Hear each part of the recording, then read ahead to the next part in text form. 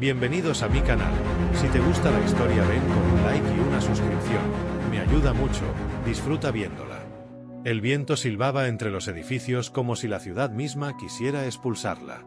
El aya arrastraba los pies descalzos sobre el concreto helado, sus dedos entumecidos al borde de quebrarse. Su piel alienígena, de un tono violeta ceniza, contrastaba con la nieve artificial que caía en escamas corrosivas desde el cielo rojo de Valserán. Cada copo que tocaba su piel dejaba una quemadura, pero no lloraba. Ya no tenía lágrimas. Había tocado 17 puertas. En la primera, una mujer gritó y activó una barrera defensiva que la lanzó contra el suelo. En la segunda, ni siquiera la escucharon. En la cuarta le lanzaron basura. En la séptima, alguien la llamó parásito. En la 13ª, creyó ver compasión en los ojos de un anciano, pero él bajó la mirada y cerró la puerta con lentitud, como si la culpa le pesara más que el rechazo. Su cuerpo temblaba. Los implantes que alguna vez la reforzaron, ahora la devoraban por dentro. No quedaba energía en sus venas, solo el dolor de los experimentos que la habían moldeado y la rabia silenciada de ser considerada menos que un ser viviente. No sabía cuánto tiempo había pasado desde que escapó del contenedor donde la desecharon. Horas. Días. Tal vez toda una vida. Frente a ella, la casa número 18 no tenía cámaras visibles, ni defensas activadas. Era una construcción antigua, de madera reciclada y paneles solares oxidados. Sus piernas flaquearon, pero logró alzar la mano una última vez. Golpeó la puerta con los nudillos partidos. Una vez. 2 veces. Al tercer golpe, cayó de rodillas. El sonido de pasos vino del interior. Una voz masculina, grave pero suave, preguntó quién estaba allí. El aya trató de hablar, pero solo salió un jadeo. Silencio. Después, el crujido de un cerrojo girando. La puerta se abrió con lentitud. Un hombre humano, alto, con barba descuidada y ojos oscuros llenos de sorpresa y alarma, apareció en el umbral. Su silueta recortada por la luz cálida del interior parecía irreal comparada con la pesadilla de la calle. ¿Estás herida?, preguntó, arrodillándose sin miedo. El aya apenas pudo asentir. El calor que escapaba de la casa le golpeó la cara como un puñetazo de alivio. Pero su cuerpo no aguantó más. Se desplomó, cayendo contra él. Mateo la atrapó antes de que tocara el suelo. Sus brazos eran fuertes, pero su forma de sostenerla no era como la de los soldados que la arrastraban en Centar Prime. No había dureza en su agarre. Solo urgencia. Solo humanidad. Sin una palabra más, la levantó, cruzó el umbral y cerró la puerta. Y así, la número 18 no fue como las otras. En la oscuridad de una noche venenosa, una criatura considerada desechable encontró una chispa de calor, una voz que no gritó y un abrazo que no dolía. Por primera vez en mucho tiempo, el aya dejó de resistirse al sueño. No sabía que acababa de entrar en el lugar donde su vida cambiaría para siempre. La primera sensación que el aya percibió al despertar fue calor. No solo el que le envolvía el cuerpo, sino uno más profundo, más extraño. Por un instante pensó que había muerto. Que quizás eso era la muerte, dejar de temblar, dejar de sentir el cuerpo como una herida abierta. Pero cuando intentó moverse, un leve dolor en las costillas le confirmó que seguía viva. Estaba envuelta en una manta térmica de color mostaza, de esas antiguas, tejidas a mano. Bajo ella, un colchón mullido absorbía su peso. Las luces eran tenues, cálidas, como el resplandor de un sol domesticado. Olía a madera, a polvo y a algo delicioso. ¿Comida real? Parpadeó. Cada parpadeo era una batalla. La habitación era pequeña, pero todo en ella era acogedor. Una estantería llena de libros, algunos caídos de lado. Un sofá gastado con una chaqueta colgada en el respaldo. Una planta en una maceta agrietada. Nada de metal frío. Nada de grilletes. Nada que silbara al acecho. Al otro lado de la habitación, un hombre estaba sentado con la cabeza apoyada contra la pared, dormido. Mateo. Lo reconoció de inmediato, aunque apenas lo había visto antes de desmayarse. Su postura relajada, con los brazos cruzados sobre el pecho, transmitía algo extraño para ella: seguridad. como si el mundo no se atreviera a interrumpirlo. El aya se incorporó con dificultad. Un leve sonido la delató. Mateo abrió los ojos al instante, como si nunca hubiera estado del todo dormido. Cuando sus miradas se cruzaron, ella temió ver rechazo, miedo, las emociones que los humanos solían sentir cuando la veían. Pero no. Lo que encontró fue algo desarmante, alivio. «Estás despierta», dijo él, poniéndose de pie. «Te traje algo de comida. No sabía si toleras el pan de trigo, pero es suave y la sopa no tiene carne». Se acercó con una bandeja improvisada. Nada sofisticado. Solo un cuenco humeante y un trozo de pan envuelto en tela. El aya lo miró sin saber qué decir. «¿Por qué me ayudaste?», preguntó con voz áspera, la garganta aún dolorida por el frío y la falta de uso. Mateo se encogió de hombros mientras se sentaba cerca, pero no demasiado cerca. «Porque estaba lloviendo veneno y tú estabas muriendo en mi puerta». Eso no detuvo a los otros 17. Él la miró entonces con una expresión que no era lástima ni remordimiento, sino rabia controlada. «No me interesa lo que hicieron los demás. Solo sé lo que yo puedo hacer. Y no iba a dejarte fuera». El aya bajó la mirada hacia la sopa. Olía a vida. Probó un sorbo. Calor en la boca, en la garganta, en el pecho. Cerró los ojos. Era como si el líquido limpiara partes de ella que no sabía que estaban rotas. Mateo no habló más. Solo la observó comer. Sus ojos no recorrían su cuerpo como los de los soldados de Centar Prime. No había intención oculta, ni desprecio, ni asco. Solo curiosidad. Y algo más, algo que el aya no supo identificar, pero que le revolvía el estómago con una mezcla de miedo y esperanza. «No tienes que quedarte», dijo él, rompiendo el silencio. «Pero si quieres, puedes hacerlo. Al menos hasta que te repongas». El aya sintió un nudo en la garganta. ¿Cuándo fue la última vez que alguien le ofreció quedarse sin querer algo a cambio?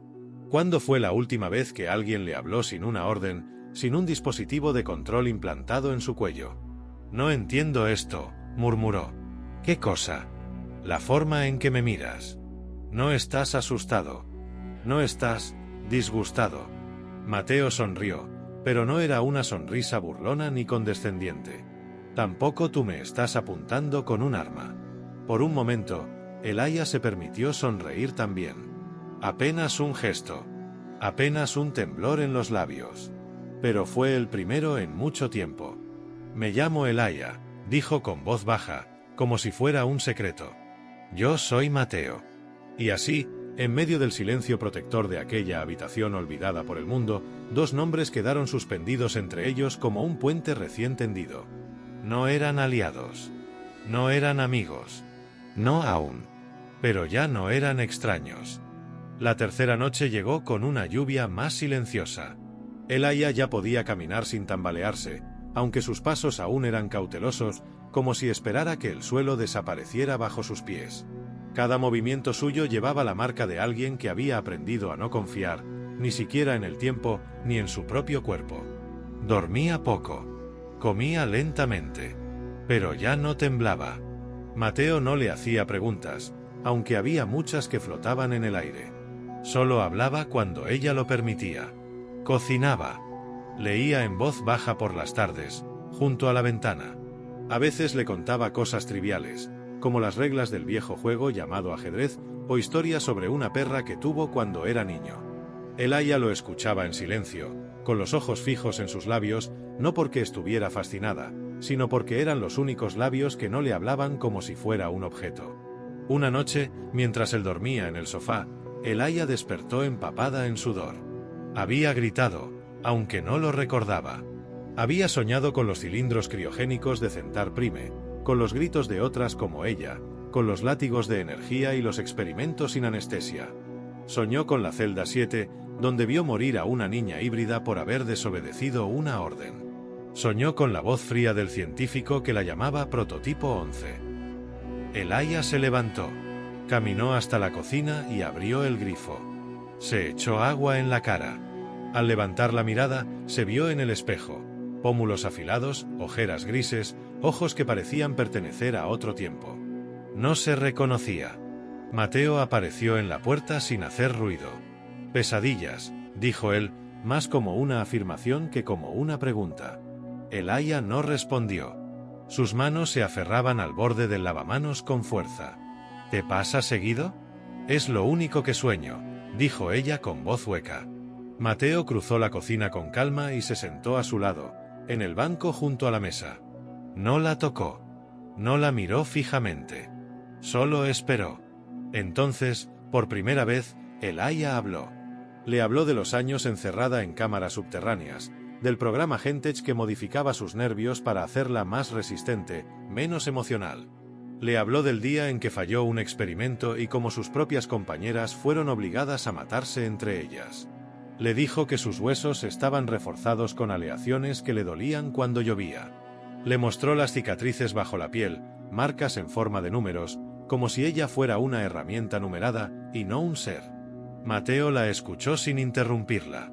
Y cuando terminó, cuando el silencio volvió a caer como una manta, él solo dijo una cosa.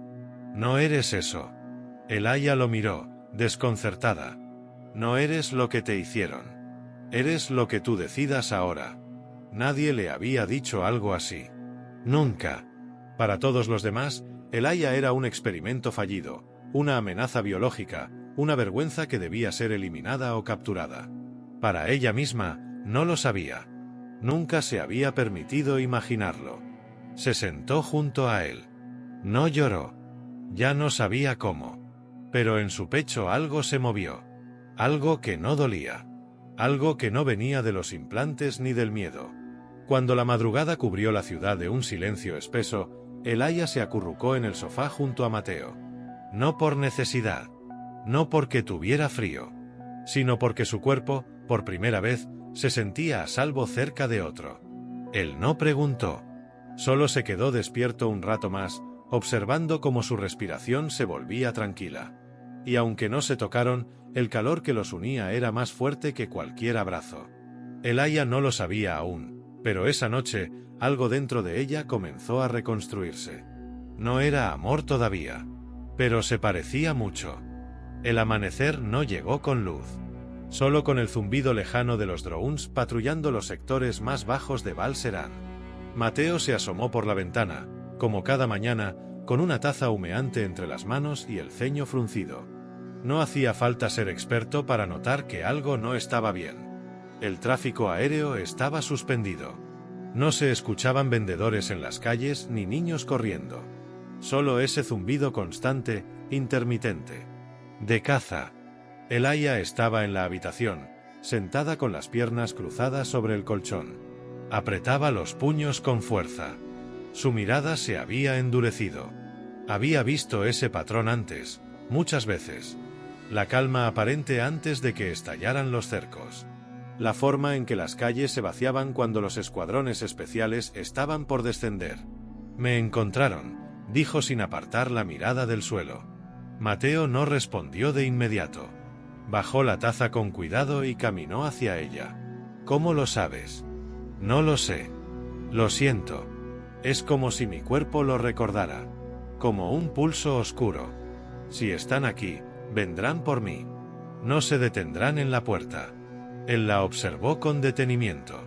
Por primera vez, no solo vio a una mujer lastimada. Vio a alguien entrenado, alguien que había sobrevivido a cosas que él ni siquiera podía imaginar. Alguien que hablaba como si ya hubiera perdido esta batalla muchas veces. Pero Mateo no era de los que se rendían. Si vienen, los detendremos. El aya lo miró con un destello de rabia mezclado con dolor. Tú no sabes lo que son. No son soldados. Son rastreadores. Humanos y no humanos, programados para recuperar especímenes como yo. No piensan. No dudan. No se detienen. Mateo fue hacia un rincón del cuarto y retiró una alfombra. Bajo ella, una trampilla. La abrió y reveló una pequeña caja de metal. Al abrirla, el aya vio lo inesperado, un blaster antiguo, pero modificado con energía solar, munición de plasma y cuchillas retráctiles. ¿Qué es eso?, preguntó ella, entre sorprendida y alerta. Mi pasado, respondió Mateo sin dudar. Fui parte de las brigadas de frontera. Antes de que la Federación nos traicionara. Antes de que empezaran a vender humanos a los laboratorios por tecnología.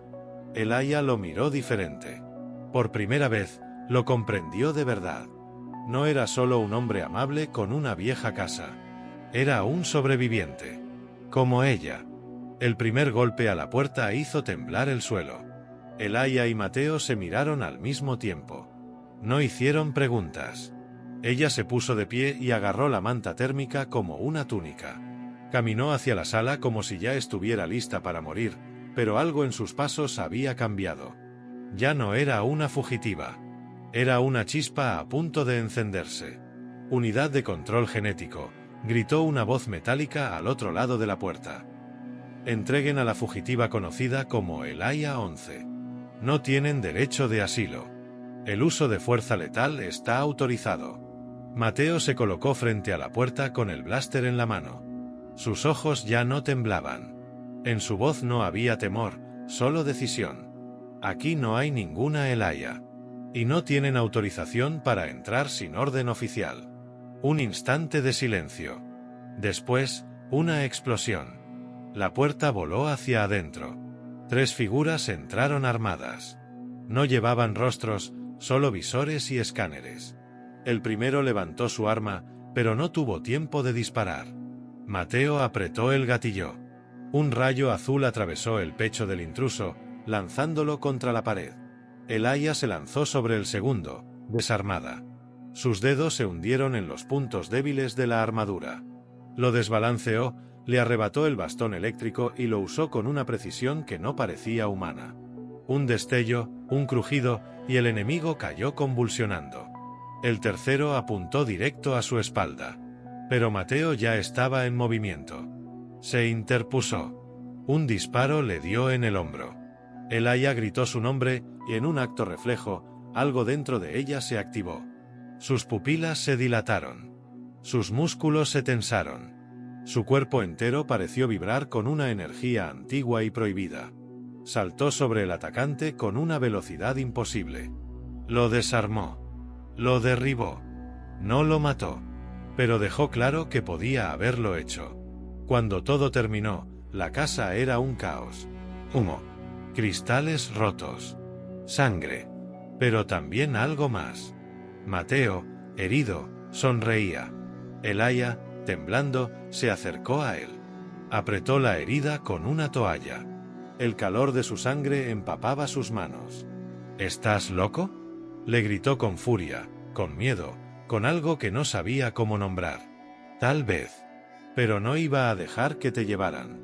Elijah no supo qué decir. Así que lo besó. No fue un beso dulce. Fue urgente, crudo, torpe. Como si los dos entendieran que la vida podía acabarse en cualquier momento. Y en ese momento, entre sangre y escombros, Elijah comprendió que ya no estaba huyendo sola. Ahora luchaban juntos. La herida de Mateo no era mortal, pero el calor de la bala de plasma le había carbonizado parte del hombro. Elijah lo atendió con manos firmes, pero cada vez que él contenía un gesto de dolor, a ella le temblaba algo en el pecho. No por miedo, no por culpa. Era una sensación distinta. Como si su cuerpo, al verlo sufrir, se negara a aceptarlo. Estaban escondidos en una vieja estación de mantenimiento ferroviario, abandonada desde las revueltas de la zona industrial. La entrada estaba oculta por raíles retorcidos y chatarra oxidada, un refugio perfecto para fugitivos sin plan. Mateo descansaba sobre una camilla improvisada mientras Elijah terminaba de vendarlo. Él no dejaba de mirarla. «Nunca pensé que sobreviviría a algo así», dijo en voz baja. «Y yo nunca pensé que alguien se interpondría entre mí y una bala». Elijah se sentó a su lado. Sus dedos aún manchados de sangre trazaban líneas invisibles sobre su propia piel. En su mente, las voces del pasado regresaban, como cuchillas envueltas en susurros. No eras más que un proyecto. Un cuerpo útil. Nadie te querrá. Nadie morirá por ti. Y, sin embargo, ahí estaba Mateo. Ella lo observó con atención. Incluso herido, su expresión era tranquila. Como si haberla salvado lo hubiera llenado de sentido, en lugar de remordimiento. como si ella no fuera una carga, sino una elección. Deberías haber corrido, dijo Elia al fin. Te dispararon por mi culpa. Te persiguen por mí. Si te atrapan, te ejecutarán por traición genética. Mateo ladeó la cabeza, divertido. ¿Y si te dijera que no me importa? Diría que estás aún más loco de lo que pareces. Entonces sí, lo estoy. Y ya no me interesa dejar de estarlo. Elia apretó los dientes. No sabía manejar eso. La lógica de Centar Prime no le había enseñado qué hacer con la ternura. Sabía destruir, escapar, silenciar el dolor. Pero no sabía qué hacer cuando alguien elegía quedarse. Mateo, si te quedas conmigo, no habrá descanso. Seremos perseguidos toda la vida. No podremos confiar en nadie. Ni siquiera en los humanos. Menos en ellos. No estoy buscando descanso, Elia. Se incorporó apenas, con esfuerzo. Su mano buscó la de ella. Al tocarla, ambos sintieron el estremecimiento. No por frío. No por electricidad. Por conexión. ¿Y qué estás buscando?, preguntó ella, con la voz más suave que había usado en su vida. Mateo no respondió de inmediato. Sus ojos bajaron a sus dedos entrelazados, como si la respuesta estuviera allí, en ese pequeño contacto. Estoy buscando un motivo. Uno que valga la pena pelear, sangrar y, si es necesario, morir. Y creo que te encontré. Elia lo miró como si le acabara de hablar en un idioma olvidado. Una parte de ella quería apartarse, protegerse de esas palabras como si fueran otra forma de arma. Pero no lo hizo. En vez de eso, se acercó más. Y lo besó. Esta vez con lentitud, sin miedo. No por urgencia, sino por necesidad. Por deseo de entender. Por ganas de creer. Esa noche no hablaron más. Se acostaron uno junto al otro, compartiendo una manta vieja y el calor de un cuerpo que ya no era enemigo, sino refugio. Elia apoyó la cabeza en su pecho, escuchando su corazón. Fuerte. Persistente. Vivo. Por primera vez desde que fue creada, sintió que no tenía que huir de lo que era. Cuando la lluvia volvió a golpear el techo de metal, no tembló. Y cuando Mateo, medio dormido, susurró que la quería, Elia no le respondió con palabras. Se giró, lo abrazó con fuerza, y pensó: si alguna vez debo caer, que sea así. En sus brazos. Si muero, que sea contigo. El cielo sobre Val Serán ardía. Drones incendiarios cruzaban las alturas como meteoros de fuego. Las alarmas de cuarentena genética habían sido activadas en toda la ciudad. No quedaba rincón sin vigilancia. La Federación ya no quería capturar a Elia. Ahora la querían eliminar. Mateo y Elia corrían entre ruinas, perseguidos por centinelas biomecánicos con sensores térmicos. Las pocas personas que aún caminaban por las calles desviaban la mirada, no por miedo a los soldados, sino por miedo a ser asociadas a ellos. La ciudad se había convertido en un nido de sombras, donde nadie ayudaba a nadie. Pero Elia ya no era la fugitiva rota que había tocado 17 puertas. Ahora era una llama encendida. Y Mateo, la chispa que la había encendido. Llegaron al límite del sector, a una vieja torre de comunicaciones que Mateo recordaba de sus días en la frontera. Allí, según sus cálculos, podrían emitir un pulso que desactivara por unos minutos los rastreadores. Solo el tiempo suficiente para ejecutar el plan. Elia no preguntó qué venía después. Lo supo al ver la mirada de Mateo. Él no quería huir más. Quería que todo terminara. Que ella tuviera algo más que una vida de fuga. Quería darle un hogar, no una cueva. Subieron por escaleras oxidadas hasta la cima, perseguidos por ráfagas de disparos que cortaban el aire como cuchillas. En el último tramo, Mateo tropezó. Sangraba por la herida del hombro, pero seguía adelante como si no existiera el dolor. Elia lo sostuvo, lo empujó con fuerza y juntos alcanzaron la consola central. La conexión estaba casi intacta. Mateo trabajó con velocidad, conectando un antiguo generador de pulso que había traído desde la estación. Elia protegía la entrada con el blaster y una barra metálica. Cada vez que un enemigo se acercaba, ella se movía con una precisión sobrenatural. la danza de alguien que había nacido para sobrevivir y que ahora luchaba por vivir. Cuando el generador comenzó a zumbar, Mateo gritó algo entre el ruido. «Solo necesitamos 30 segundos». Elaya se giró, jadeando. «¿Y después?». Mateo la miró y sonrió, con esa mezcla imposible de ternura y ferocidad que tanto la desarmaba. «Después, terminamos con esto». Los rastreadores irrumpieron por fin en la cima. Dispararon. Elaya saltó, empujó a Mateo a un lado y activó el pulso. Una onda expansiva invisible atravesó el aire. Los enemigos cayeron uno por uno, sus sistemas apagados como velas en el viento. Silencio. El cielo quedó quieto por primera vez en días. Elaya respiraba agitada, cubierta de polvo, sudor y sangre ajena. Mateo se incorporó, herido, pero ileso. Se quedaron allí, sobre la plataforma, abrazados sin pensar, sin decir nada. El mundo había enmudecido. Minutos después, cuando la torre quedó sin energía, sabían que no podían quedarse allí. Pero lo peor había pasado. El pulso había apagado todos los transmisores cercanos. Les quedaban horas preciosas para escapar. Y no escapar para seguir huyendo, sino para empezar. Pasaron la frontera al amanecer, cruzando los túneles del norte con documentos falsos y los restos de un plan audaz. Elaya, con el cabello cubierto por un pañuelo y lentes que ocultaban sus ojos, caminaba como cualquier mujer libre. Mateo iba a su lado, cojeando, pero sonriendo. Días después, en un pequeño asentamiento agrícola más allá de las colonias oficiales, construyeron una nueva casa. Pequeña, calurosa, de paredes firmes y ventanas anchas. No tenían mucho, pero tenían lo que importaba. Tenían el uno al otro. Mateo plantó tomates. Elaya crió un animal parecido a un zorro con alas que adoraba dormir en su regazo. Aprendieron a leer juntos libros antiguos. Aprendieron a tocar música con instrumentos que Mateo restauraba. Aprendieron a sanar, cada día, sin prisas. Una noche, bajo las estrellas limpias de su nuevo mundo, Elaya miró a Mateo con el corazón latiendo tranquilo. ¿Crees que todo esto es real? Mateo le acarició la mejilla y respondió sin titubeos. No solo es real, es nuestro. Y entonces, ella sonrió como nunca antes había sonreído. No como alguien que escapa, sino como alguien que, por fin, ha llegado a casa. Fin.